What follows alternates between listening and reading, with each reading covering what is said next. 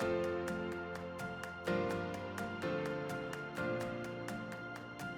and welcome to the May 2021 Convergent Monthly Market and Economic Update.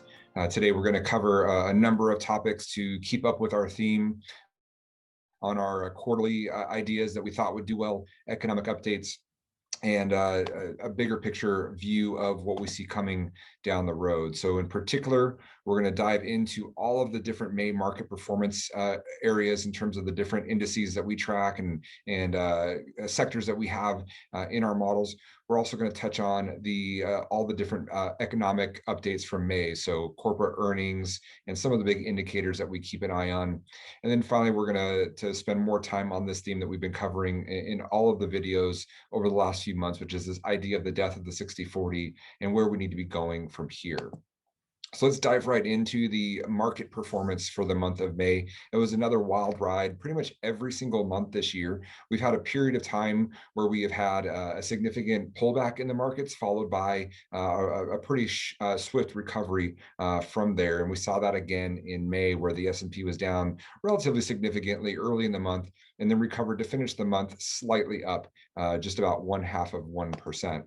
On the tech side, we saw a similar drop. But because the drop was slightly bigger, the recovery wasn't enough to get the NASDAQ positive on the month. And so the tech shares were down about 1.2% on the month, and a pretty volatile, wild ride through May. However, some of the areas that we've been following and adding to our portfolios over the course of the quarter for Q2 is we felt that industrials and financials would do well from rising rates and the opening of the economy. And that has really come to fruition with industrials up over 3% on the month and financials up close to 5% on the month, continuing on a great month that they had in April as well.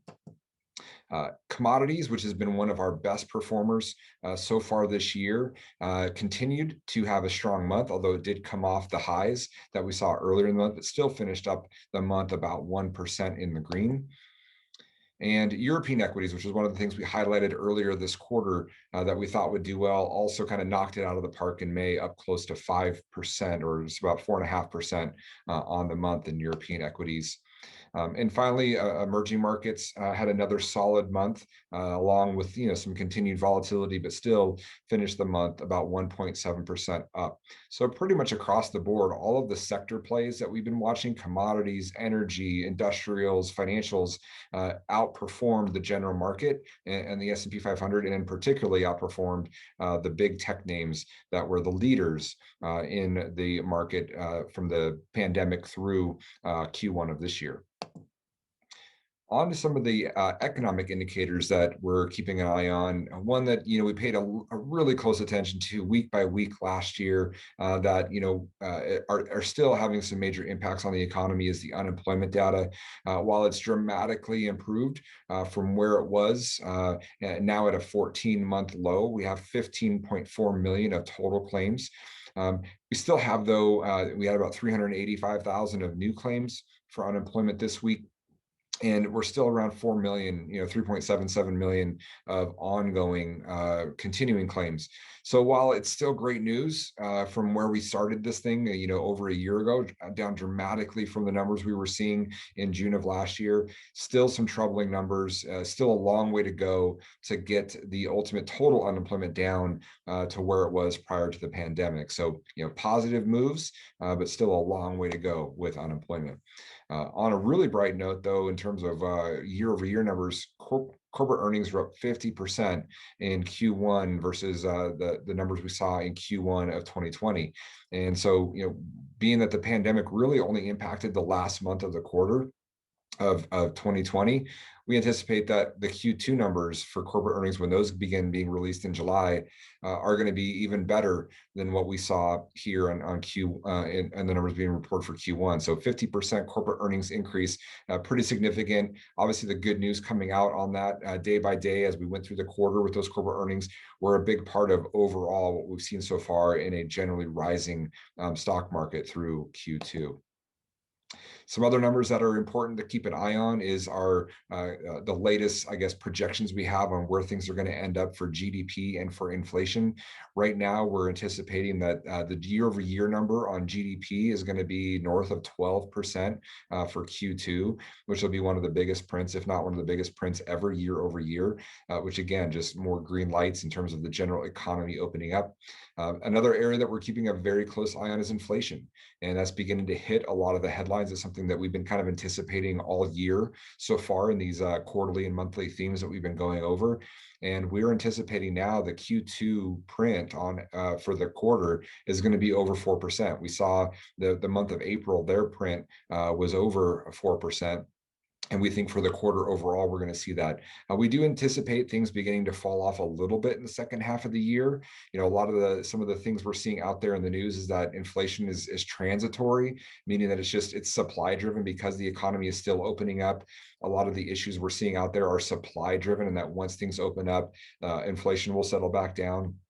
But from our estimates and where things are going, while we do think it will lessen, it's not going to go down anywhere near it was prior to the pandemic. So we're even anticipating out into Q3 and Q4 inflation being well above 3% and over 3.5%. So definitely something that we're going to keep an eye on. It's not something that as of yet is a massive concern, but if it is something that is persistent, we do believe it's something that we're going to have to keep a very close eye on. And really that's what it's led at. We've been seeing this now for 6 months coming.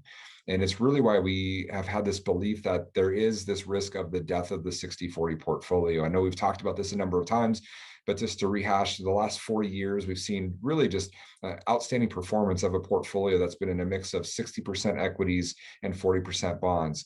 And that's really because we started the decade of the 80s with interest rates around 15%, the stock market having had a decade of basically stagnant performance. And over the next 40 years, we've seen just a very steady decline in interest rates, a very steady decline in inflation, and a very steady increase in GDP. And that's been just this great environment for stocks and long-term bonds. We think a lot of those things are coming to an end.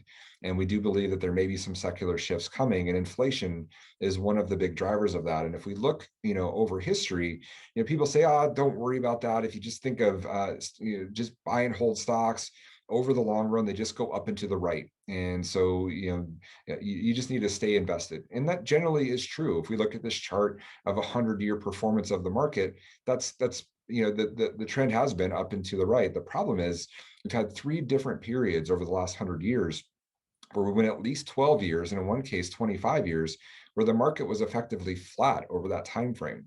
And if you add all those up together, it's about 50 years, so about half of the time frame that the market was flat. And so the problem with that is, while over the very long term, the market just goes up and to the right, what if that one of those flat periods, and especially one of those extended flat periods, is right when you retire and you're pulling money out of your portfolio when the market is also going down or flat for a significant period of time? And that's really what we experienced back in the 70s, along with a higher level of inflation. And so, that's just one of the things we wanted to keep an eye on. And if that comes, we need to be constructing portfolios to protect for that.